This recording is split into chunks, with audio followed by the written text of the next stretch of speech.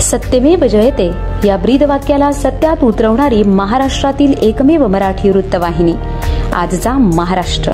माळशेज घाटात खड्ड्यांचे राज्य ही बातमी आजचा महाराष्ट्राने दाखवल्याने 2च तासात रस्त्याचे काम सुरू करण्यात आले।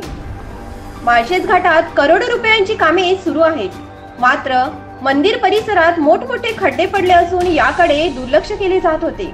मात्र ही गोष्ट शिवसेना उपतालुका प्रमुख राजेश भांगे यांच्या निदर्शनास आल्याने त्याची बातमी कव्हर करून दाखवली असता याची दखल महामार्ग अधिकारी यांनी घेऊन त्वरित खड्डे बुजविण्याचे काम 2 तासातच सुरू केल्याने महामार्ग बांधकाम अधिकारी यांचे आभार राजेश भांगे यांनी मानले आहेत। तरी पण हा रस्ता लवकरच सिमेंट रस्ता व्हावा अशी मागणी करण्यात आली आहे।